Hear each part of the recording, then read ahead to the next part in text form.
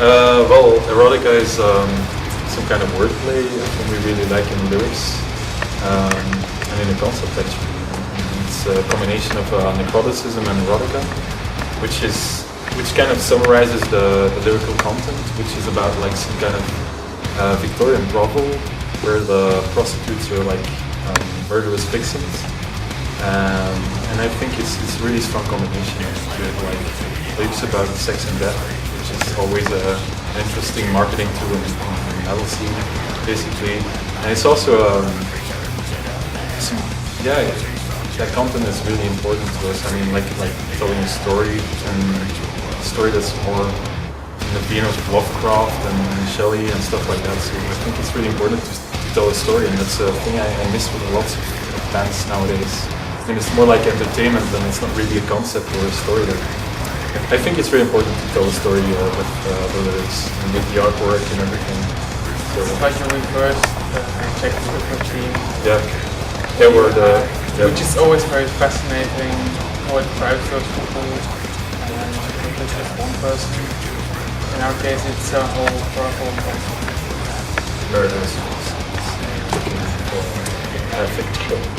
And I think it's interesting because we have like 8 songs on the record, and every song is like a room, like a space. I think in every song there's basically a ward who specializes in a certain form of murder. You know? The interesting thing is that we don't really know if the victims are like volunteers. I mean, it's a form of like extreme suicide. I mean, they might know that the cores are like murders, and they might not even care. It's like maybe the perfect death for them. You know what I mean? In that way, it's a psychological element. Yeah, it's a bit like Gallery of Suicide of General Corpse. You know, it's like some kind of death factory. You know what I mean? I think so. That's what I envision. No. Always a mixture of different styles. Synergy. A synergy, yeah, indeed. But that's for the last question. How do you know? Are you psychic? The latest album is like a mix of black and death metal with elements of thrash, but also elements of doom indeed. And lots of atmosphere, lots of feeling. So yeah. I think compared to the previous CD Live Sound Design, there's more dynamics because we've always been compared to like really run-of-the-mill melodic death metal, and I think in this CD we try to up the ante. Yeah. Yeah, we'll try to get rid of the Göteborg. Yeah, that's also why it took us so long to record the CD, because every time we saw like a stack of 7-string guitars and angle amplifiers, and there's so many notes to choose from basically, and I think there's more like different influences, like some Egyptian kind of and chromatic scales, and yeah, it's just more dynamic. Like the soft part became more soft and mellow, and the hard parts are like really extreme and way more tight because we learned a lot as musicians. Besides, it's not even on the record, so it's not.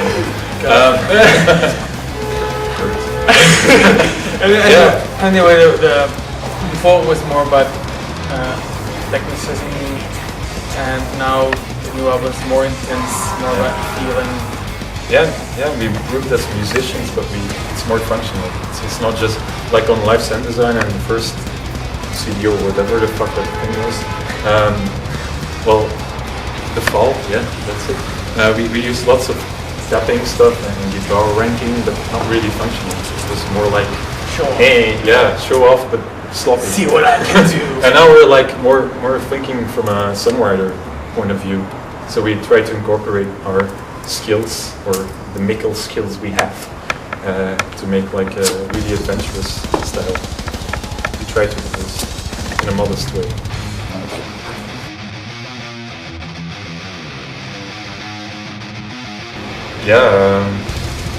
Actually I started out in band in the summer of '99, so 10 years ago.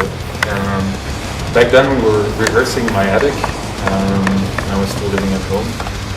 We got lots of complaints from the neighbors, and I rehearsed together with Peter, we used to play in abortions. MF and some other bands worth mentioning. And well, it was really funny because we didn't even have a drummer. We just played with two people, me and Peter. And I used to drum a little bit with my drumming skills, so that sucked.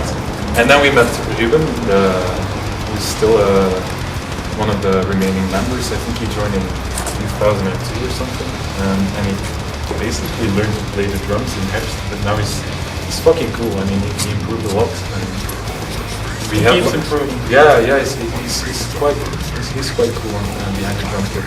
And then we had lots of lineup changes. We shifted vocalists, bass players.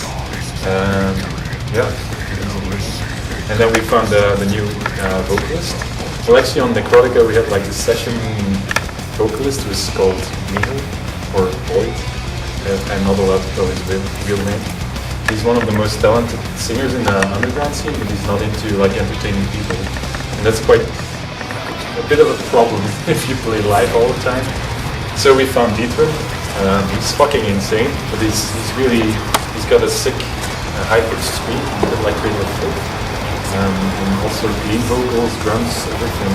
It's really, also it's very motivated. That's the thing we kind of missed in the past. I mean, we've been working a lot on this CD and it's been really silent. I mean, we used to be kind of a big name in the Belgian underground scene. But yeah, I think now, yeah, it doesn't that much. But I think now we're ready to conquer the stages again in Belgium and hopefully abroad with the music.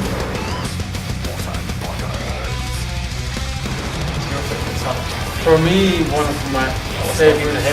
Well, shut up. Okay, what's your favorite song, Pat?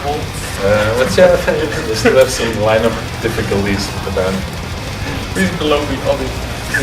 My favorite song. You want to know it? You want to tell me now? What's your favorite? Both. My favorite song would be Nemesis Dominator. It's like the hardest song. Has some types of later-like riffs. So I really love that. It grabs you by the balls. Yeah, it's also the song that starts the CD and the live shows. Yeah.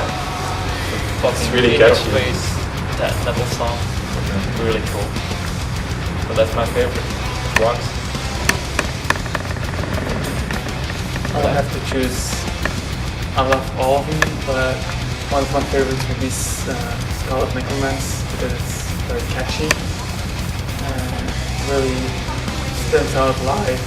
Just gets people going, and Serpent Tongue, since it's really, it drags you into the story. It's slower, well, maybe atypical to the CD, but really drags you into the whole storyline. Yeah, I like the culture piece a lot because it starts off a bit like The Crown, like a really trashy, dirty riff, and then it turns into like a blast beat with like some kind of strings, syncopations on the sideline, and then it turns into like this grinding kind of old school Swedish black death metal vibe, and then it turned into some kind of Satyricon ripoff. I really like that one, and then also An Interest in Distress, which is I think the most intense song on the CD. It's got lots of blast beats and soloing. What the fuck is he doing? And I love the long song "She Wore Death as a Shroud," which is like 8.5 minutes. Almost had all of the album by now. Anyway, I did think Vulture Priest really struck me as a more of a Judas Priest. Old school